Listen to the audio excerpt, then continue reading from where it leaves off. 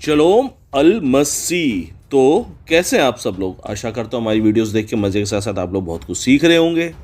अक्सर मसीह विरोधी बाइबल पे यह आक्षेप लगाते हैं कि बाइबल के अंदर देवताओं की मूर्ति को तोड़ देने के लिए लिखा है, उनके सामने दंडवत करने को मना किया गया है। अगर आप ऐसा करते हैं तो बाइबल में लिखा है कि मैं एक जलन रखने वाला परमेश्वर हूँ। तो क्या ये सही बात है? क्या ऐसा लिखना और ऐसा होना सही है? पर मसीह विरोधी लोग ये नहीं जानते क्यों परमेश्वर ने इस तरीके के काम करने को बोला, पीछे का कारण क्या था और उसके पीछे मेन मकसद क्या था। बाइबल के अंदर परमेश्वर ने कनान को नष्ट करा, अमलेक को नष्ट किया। इसके पीछे बहुत सारे कारण थे। एक मेन कारण था कि पहले लोगों ने परमेश्वर के लोगों पे हमला किया, जिसके जवाब पर उनका सारा का सारा सर्वनाश किया गया। पर एक पॉइंट जो छिपा रह जाता है वो ये है कि वे थे बाल के पुजारी। और बाल की पूजा में खास रिचुअल किया जाता था जो था बच्चों की नर बलि। उसके आज के टाइम में आर्कियोलॉजिकल एविडेंसेस भी मिल चुके हैं। पर उस रिचुअल के अंदर एक काम और किया जाता था। बाल की मूर्ति के पेट में आग लगाई जाती थी जिसमें बच्चों को फेंका जाता था। और शायद बहुत सारे लोग इस बात से अनजान भी होंगे, जब उसकी आग में छटक कर बच्चों के शरीर के टुकड़े बाहर गिरते थे तो उन टुकड़ों को एज ए प्रसाद ग्रहण किया जाता था। पर अफसोस की बात यह है कि मैं इस पॉइंट को प्रूव करने के लिए आपको एविडेंस नहीं दे सकता। मेरे पास पहले थे और जो मेरे पुराने व्यूअर्स हैं वो जानते हैं, मैंने वो सारी चीजें अपनी पुरानी हार्ड डिस्क में सेव करी थी जो कि अनफॉर्चुनेटली क्रैश हो गई है और मैं उसमें से अपना डाटा रिकवर नहीं कर पाया। एक मोटा मोटी आप ये अंदाजा लगा सकते हैं कि कितना ब्रूटल पाप किया जाता था। अब मैं आप लोगों से पूछता हूँ, इस टाइप के लोगों को क्या जीने का अधिकार है? या आप लोग ये इमेजिन कर सकते हैं कि एक ऐसा समाज या कोई एक ऐसा व्यक्ति जो ऐसा रिचुअल फॉलो करता हो वो आपके आसपास भी रहता हो तो आपको कैसा लगेगा? आप लोगों को निठारी कांड तो याद होगा जिसमें छोटे बच्चों के साथ दुष्कर्म किया गया था, उन्हें मारा गया था और उनको खाया भी गया था। यदि आपको नहीं पता तो यूट्यूब पर भी निठारी कांड सर्च कर सकते हैं और गूगल पे भी निठारी कांड को देख सकते हैं। अगर वे व्यक्ति पब्लिक के हत्थे चढ़ जाता तो क्या होता? मुझे एक्सप्लेन करने की जरूरत नहीं है। खैर, यहाँ पे प्रशासन ने सजगता दिखाई और उसको हवालात में डाल दिया। खैर, सवाल ये उठता है कि ये मसीह विरोधी लोग बाइबल से और क्रिश्चियनिटी से इतना परेशान क्यों होते हैं। आज हम इस आज के ऊपर से पर्दा उठाएंगे और आज की वीडियो में हम वो बात जानेंगे जिस पर आज तक कभी डिस्कशन हुआ ही नहीं।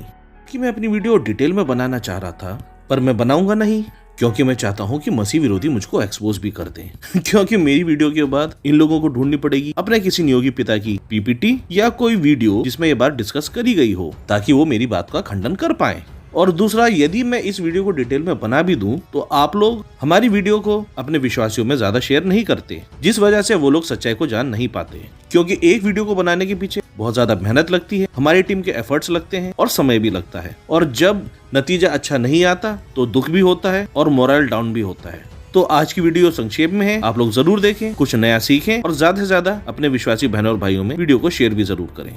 जैसा कि आप लोग जानते ही हैं, हम लोग बिना प्रमाण के कोई बात नहीं करते और जो भी अपनी वीडियोस में प्रमाण और रेफरेंसेस हम रखते हैं को हम अपने solo God apologetic Telegram channel पर भी अपलोड करते हैं, जिसका लिंक डिस्क्रिप्शन बॉक्स में है। आप हमारे टेलीग्राम चैनल को भी जल्द से जल्द सब्सक्राइब करें, वहां से रेफरेंसेस उठाइए और मसीह विरोधियों की बैंड बजाइए।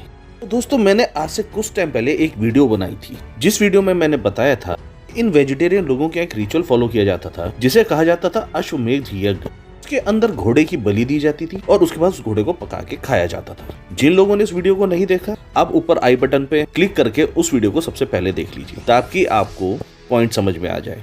उस वीडियो को बनाने के बाद बहुत से मसीह विरोधी मेरे कमेंट बॉक्स में आके ये बोलने लगे, अबे तुझे संस्कृत पता भी है? संस्कृत में एक शब्द के अनेक अर्थ होते हैं, वगैरह वगैरह बातें जो इनकी एजुएट होती है।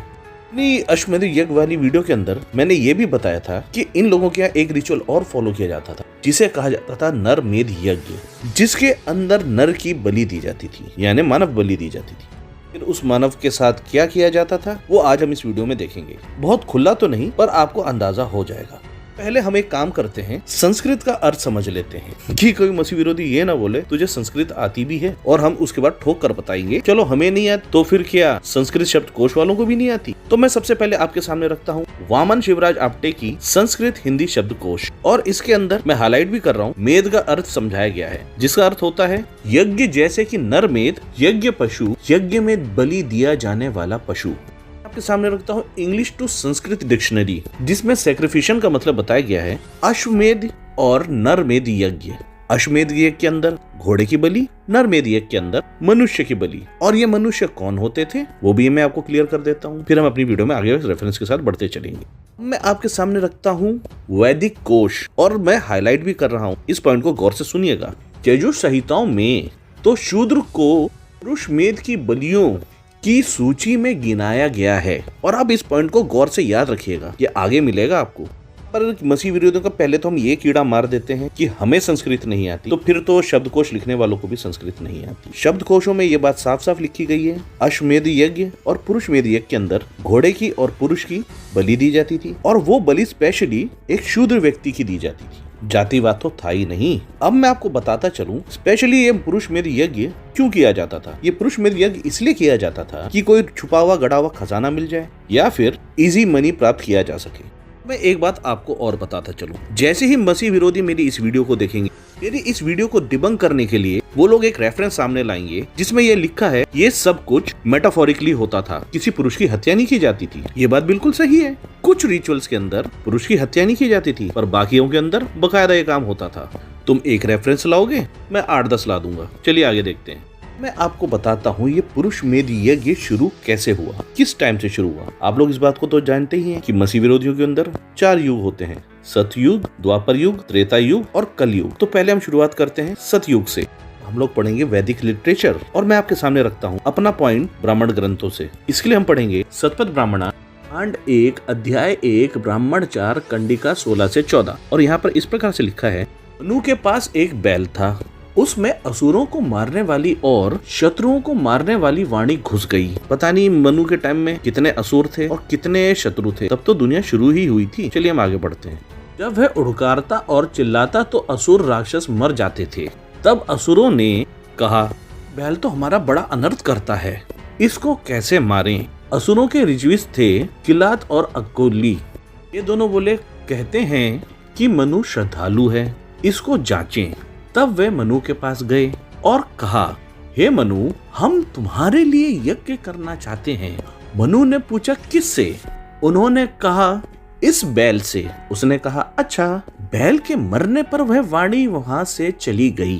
मनु की पत्नी मानवी में घुस गई। Oh my god. आप जानते हैं मानवी कौन थी? ये थी Shatarupa, first human mother according to मसीह विरोधीज। हम आगे पढ़ते हैं उसके साथ क्या करा इन लोगों ने।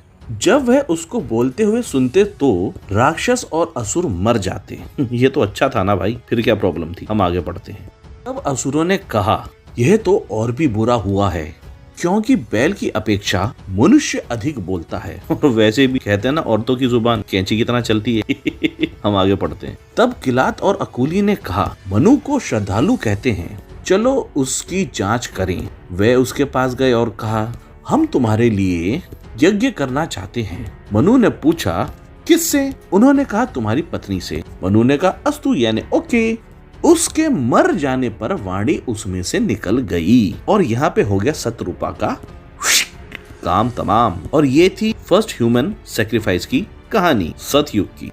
जैसा कि मैंने आपको पहले भी बोला था कि पुरुष में यज्ञ छुपे हुए खजाने के लिए या इजी मनी के लिए किया जाता था, जिससे लोगों को तरक्की मिल सके, उपलब्धियां मिल सके। उस बात को भी क्लियर कर लेते हैं। और इस बात को जानने के लिए हम पढ़ेंगे सतपथ ब्राह्मणा कांड 13 अध्याय 6 ब्राह्मण 2 कंडिका 19। और यहाँ इस प्रकार से लिखा है, अब यदि ब्राह्मण यज्ञ करे तो उसको अपना सर्वस्व दान देना चाहिए। यानी कि अगर ब्राह्मण यज्ञ कर रहा है तो उसको खूब सारा दान दिया करो। आगे, ब्राह्मण सब है, वाओ, सर्वस्व सब है, पुरुष मेध सब है, सबकी उपलब्धि या प्राप्ति के लिए है। वाओ, देखा आपने? यानी कि पुरुष मेध करने से सबको उपलब्धियां मिलती है और सबको प्राप्ति मिलती है, यानी कि गड़ा हुआ खजाना मिल जाता है। Heads of. देखते हैं इन लोगों के महान पूर्वज और क्या क्या करते थे। तो इससे पहले कि मसीह विरोधी बोले, ये प्रैक्टिस और नहीं की जाती थी, ये बाद में जानवरों में ट्रांसफर हो गई। तो मैं आप लोग को बताता चलूं कि इनके पूर्वजों के हिसाब से 5 पशु थे और वो कैसे कैसे होते थे उसको जानने के लिए हम पढ़ेंगे सतपथ ब्राह्मणा कांड 1 अध्याय 1 ब्राह्मण 3 कंडिका 6। और यहाँ इस प्रकार से लिखा है, देवों ने पहले पुरुष रूपी यज्ञ पशु का आलंबन किया, यानी कि उसका काम तमाम कर दिया। आगे उस आलंबन किए पुरुष से मेध चला गया और घोड़े में घुस गया। देखा, मैंने आपको कहा था ना घोड़े की बलि दी जाती थी। ये आ गया, हम आगे पढ़ते हैं। उन्होंने घोड़े का आलंबन किया, तब मेध घोड़े से निकलकर गाय में घुस गया। व्हाट? गौ माता के अंदर? गौ हमारी माता है और मसीह विरोधियों को कुछ नहीं आता है। फिर गाय के साथ क्या किया? तब उन्होंने गाय का आलंबन किया। ये आया ना पॉइंट। आगे देखते हैं। तब मेध गाय से निकलकर भेड़ में घुस गया, तब उन्होंने भेड़ का भी आलंबन किया। तब मेध भेड़ में से निकलकर बकरी में चला गया, तब उन्होंने बकरी का आलंबन किया। तब मेध बकरी से निकलकर भाग गया। पता नहीं कहाँ भागता फिर रहा है ये मेध। कभी इंसान में घुसता है, कभी गाय में घुसता है, कभी भेड़ में घुसता है, कभी बकरी में घुस जाता। तो मेध के लिए 5 पशु हैं। पहला पुरुष, फिर घोड़ा, उसके बाद गाय, फिर भेड़ और अंत में बकरी। अब यहाँ से निकल जब हम त्रेता युग में जाते हैं तो वाल्मीकि रामायण के अंदर अश्वमेध यज्ञ होता है, जिसको गीता प्रेस गोरखपुर वालों ने घुमाकर अश्वगंधा कर दिया। पर बात यहाँ नहीं रुकी। फिर हम जाते हैं द्वापर युग में और द्वापर युग के रेफरेंस देखते हैं। तो हम पढ़ेंगे महाभारत खंड 4 शैल्य पर्व का गदा पर्व अध्याय 50 श्लोक 35 और 36। पढ़ने से पहले आपको बता दूं, एक ऋषि मुनि होते हैं जो यज्ञ करते हैं और विश्व भ्रमण पर निकल पड़ते हैं। और वो क्या क्या चीजें देखते हैं इसको देखिए और गौर से सुनिएगा। जो राजस्व और पुंडरीका यज्ञ के द्वारा यजन करते हैं, उनके लोकों में भी देवल ने जोगीश्वक देखा, जो नरश्रेष्ठ कृतुओं में उत्तम अश्वमेघ तथा नरमेघ का अनुष्ठान करते हैं, उन लोकों में भी उनका दर्शन किया। इस पॉइंट को गौर से देखिएगा। यहाँ पे 2 पार्टी की बात हो रही है। एक पार्टी अश्वमेध यज्ञ करती है और दूसरी पार्टी नरमेध यज्ञ करती है। तो कौन सी पार्टी नरमेध यज्ञ करती है और कौन सी पार्टी अश्वमेध यज्ञ करती है उसको हम थोड़ी देर में देखेंगे। पॉइंट ये है कि यहाँ पर नरमेध यज्ञ होता था।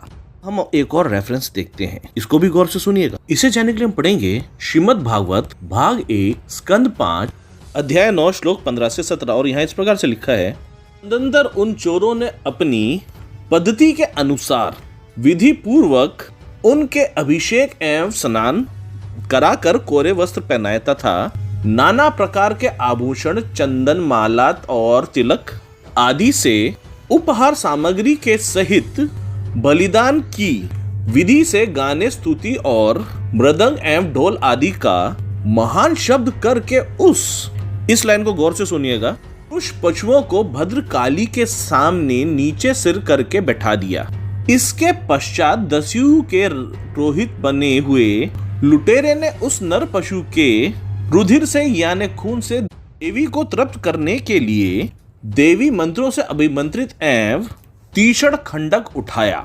आप इस पॉइंट को याद रखिएगा। यहाँ नर बलि हो रही है और यहाँ पे दस्यु राजा लिखा है। दस्यु राजा यानी अफगानिस्तान के लोग, और उनको चोर उचक्का बताया है। पर सवाल ये उठता है, वो लोग भद्रकाली की पूजा कर रहे हैं जिसका कोई आर्कियोलॉजिकल एविडेंस नहीं है। चलिए हम आगे पढ़ते हैं।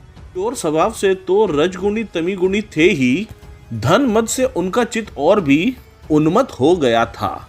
हिंसा में भी उनकी स्वाभाविक रुचि थी।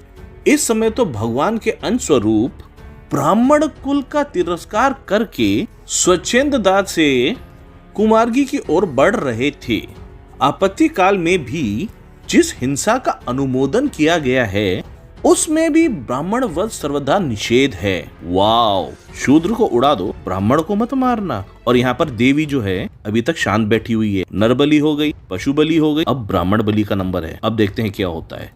तो भी वे साक्षात ब्राह्मण भाव को प्राप्त हुए वैरहीन तथा समस्त प्राणियों के सुहृदय पर ब्रह्म ऋषि कुमारी की बलि देना चाहते थे। यह भयंकर कुकर्म देखकर देवी भद्रकाली के शरीर में अति दुस्सह ब्रह्म तेज से दह होने लगा और वह एकाएक मूर्ति फोड़कर प्रकट हो गई। उसके बाद उन्होंने सबका संहार कर डाला। ये चीज पढ़ने के बाद मसीह विरोधी बोलेंगे ये तो चोर उचक्के थे, पापी लोग थे, वो लोग नरमेध यज्ञ कर रहे थे। पर सवाल ये है ये विदेशी भद्रकाली को क्यों पूज रहे थे, और जो काली को पूजेगा वो किस कम्युनिटी से होगा। दूसरी बात, भद्रकाली पहले प्रकट नहीं हुई जब तक कि शूद्रों की बलि हो रही थी। भद्रकाली प्रकट हुई जब ब्राह्मण का नंबर आया। तो जैसा कि हमने वैदिक शब्दकोश में पढ़ा था कि नर बलि के लिए हमेशा शूद्र ही चुना जाता था, और यहाँ पर बलि होने जा रही थी एक ब्राह्मण की। तुरंत उसको सेव करने के लिए भद्रकाली आ गई। और यहाँ पे इस पॉइंट को नोट करिएगा, मैं इसे हाईलाइट भी कर रहा हूँ कि ब्राह्मण का वध सर्वदा निषेध है, यानी बाकी कटे कोई बात नहीं, ब्राह्मण नहीं मरना चाहिए। और ये मैं नहीं कह रहा, इनकी किताबों में लिखा। अब आपके मन में उठेगा भाई नर भक्षण कहाँ है। अब हम उस टॉपिक पे आते हैं। जैसा कि आप जानते ही हैं मसीह विरोधियों के यहाँ कई तरीके के पंथ हैं। उन सभी पंथों को मिला इन लोगों ने एक धर्म बनाया है। पर मजे की बात ये है कि एक दूसरे की जड़ें काटते रहते हैं। फॉर एग्जाम्पल, आर्य समाजी पौराणिकों के मजे लेते हैं, पौराणिक आर्य समाजियों के मजे लेते हैं, और हम लोग इन दोनों के मजे लेते हैं। उसी तरीके से वैष्णव और कृष्ण पंथ वाले शैव पंथ वालों को ट्रोल कर रहे हैं। God is one in 3 persons. चलिए अब हम इसे पढ़ते हैं, गौर से सुनिएगा। इसे जानने के लिए हम पढ़ेंगे श्रीमद् भागवत भाग 1 स्कंद 5 अध्याय 26 श्लोक 31। और यहाँ इस प्रकार से लिखा है, और इसे गौर से सुनिएगा। जो पुरुष इस लोक में नरमेध आदि के द्वारा भैरव, यक्ष, राक्षस आदि का यजन करते हैं। 1 मिनट, भैरव किसका अवतार है? क्या मसीह विरोधी हमारे कमेंट बॉक्स में बताएंगे? हम आगे पढ़ते हैं। और जो स्त्रियां पशुओं के समान पुरुषों को खा जाती हैं, इसको मैं हाईलाइट कर रहा हूँ, उन्हें वे पशुओं की तरह मरे हुए पुरुष यमलोक में राक्षस होकर तरह तरह की यातनाएं देते हैं। राक्षस गण भोजन नामक नरक में कसाईयों के समान कुल्हाड़ी से काट काट कर उनका लहू पीते हैं, तथा जिस प्रकार वे मांस भोगी पुरुष इस लोक में उनका मांस भक्षण करके आनंदित होते हैं, उसी प्रकार वे भी उनका रक्तपान करते और आनंदित होकर नाचते गाते हैं। ओ ओ ओ लिखा है यहाँ पे, जो लोग नरमेध यज्ञ को प्रैक्टिस करते थे, स्पेशली भैरव के पुजारी, वे स्त्रियां उनका मांस खा जाती थी और वे पुरुष भी मांस खाते थे। और ये प्रैक्टिस कौन करता है? मसीह विरोधी बोलेंगे कि यहाँ पर तो मना किया जा रहा है कि ऐसा नहीं करना चाहिए। जरा गौर से पढ़िए, मना नहीं किया जा रहा, कहा जा रहा है खाना पीना नहीं। और कानून जब बनता है जब वो प्रैक्टिस की जा रही हो। तो यहाँ पर ये बोला जा रहा है कृष्ण पंथ द्वारा भैरव पंथ के लोगों को कि तुम ये प्रैक्टिस मत करो। हो गया क्लियर? अब बहुत से मसीह विरोधी मेरी इस छोटी सी वीडियो को डिबंक करेंगे, और मैं चाहता भी हूँ फिर किसी दिन दिखाऊंगा कि रुपए किलो मिलता था सिरी और पाए। ये तो छोटा सा ट्रेलर है। चलो मान लेते हैं मसीह विरोधी सिद्ध भी कर दें कि मांस भक्षण नहीं करते थे, तो फिर क्या नरबलि देते थे? खैर, आप लोग आज के टाइम में भी अपने समाज में देख सकते हैं कि बहुत से लोग नरबलि दे देते हैं तंत्र मंत्र के चक्कर में, छुपे हुए खजाने को ढूंढने के लिए, तरक्की के लिए। अगर आपको यकीन नहीं होता तो जाकर गूगल बाबा से पूछ लीजिए आज के टाइम में भी ये प्रैक्टिस होती है कि नहीं। न्यूज़पेपरों में इसको अंधभक्ति कह दिया जाता है, अंधविश्वास के चलते ऐसा कर दिया। और कभी ये प्रैक्टिस होती थी, नरबलि भी होती थी और खाया पिया भी जाता था, और देवी देवताओं को भी चढ़ाया जाता था। वो तो हमने सतपथ ब्राह्मणा में भी देखा है। अब मसीह विरोधी डिसाइड कर लें, खाते थे या सिर्फ काटते थे। ये मैं मसीह विरोधियों के ऊपर ही छोड़ता हूँ। ऐसे मैं आपको सैंपल के लिए बता दूं, इनके यहाँ पर एक चीज और होती है जिसे हम कहते हैं अघोरी, और वे लोग लाशों को खाते हैं। इमेजिन करिए कोई इंसान कब्र खोदकर लाश खाए तो कैसा लगेगा। अगर किसी चीज को धर्म से जोड़ दो वो लीगल हो जाती है। मैं जानता हूँ अब मसीह विरोधी कूद कर बाइबल में जाएंगे। हाँ, वहाँ पर भी एक नरबलि हुई थी पर खाई नहीं गई थी, और उसके पीछे क्या कंडीशंस थी वो भी उसी में लिखा है, परमेश्वर की ओर से नहीं थी वो। खैर, डिफेंस करने के लिए कुछ तो चाहिए इन लोगों को, पर यहाँ पर एक है और तुम्हारे पास तो इतिहास है। और जाते जाते मैं इन मसीह विरोधियों की एक डिफेंस की और फूक निकाल दूं। अब ये लोग कूदेंगे हरिश्चंद्र की कहानी पर, जिसमें उसके बेटे की बलि मांगी जाती है। बहुत कुछ ऊपर नीचे होता है और वो बाद में होती नहीं है। ये कहानी महाभारत में भी, वाल्मीकि रामायण में भी, शायद सतपथ ब्राह्मणा में भी, और भी कहीं जगह पर है जहाँ कहानी के अंदर कुछ कॉन्ट्रडिक्शंस भी हैं। पर ऑल टुगेदर हरिश्चंद्र के बेटे की कुर्बानी नहीं होती। पर अगर उसकी नहीं हुई तो किसी की भी नहीं हुई। इस टॉपिक को फ्यूचर के लिए रखते हैं। आप लोग समझे क्यों बाल के पुजारी चिढ़ते हैं और घबराते हैं प्रभु यीशु मसीह से, क्यों मसीहत को फैलने से रोकने की कोशिश करते हैं, और इनके पूर्वज क्या किया करते थे। ये तो सिर्फ ट्रेलर है, पिक्चर अभी बाकी है मेरे दोस्त।